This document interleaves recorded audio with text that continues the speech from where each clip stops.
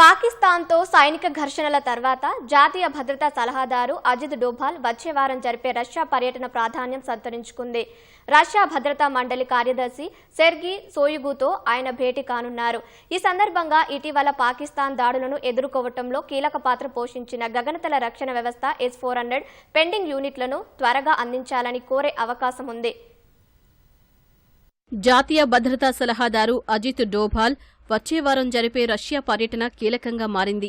ఈ పర్యటనలో ఆయన రష్యా నుంచి అందాల్సిన మరో 2 S-400 గగనతల రక్షణ వ్యవస్థలను ముందుగా బట్వాడా చేయాలని కోరనున్నారు.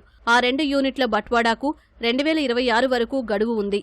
పాకిస్తాన్తో ప్రస్తుతం నెలకొన్న ఉద్రిక్త పరిస్థితుల నేపథ్యంలో వాటిని త్వరగా అందించాలని అజిత్ డోభాల్ కోరే అవకాశం ఉన్నట్లు తెలుస్తోంది. 2018లో రష్యా నుంచి 5 S-400 గగనతల రక్షణ వ్యవస్థలను భారత్ 35,000 కోట్లకు కొనుగోలు చేసింది.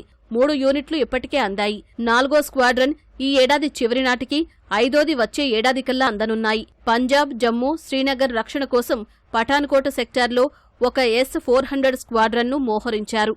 2వది రాజస్థాన్, గుజరాత్ రాష్ట్రాలకు రక్షణగా పశ్చిమ సరిహద్దుల్లో ఏర్పాటు చేశారు.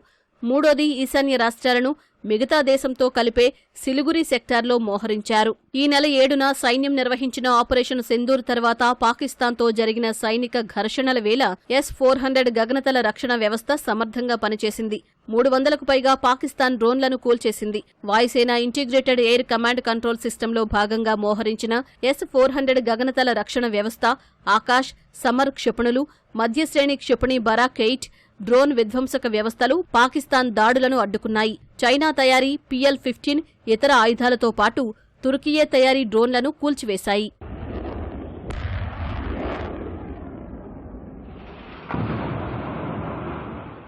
ప్రపంచంలోనే అత్యంత అధునాతనమైన దీర్ఘశ్రేణి గగనతల రక్షణ వ్యవస్థల్లో S-400 ఒకటి.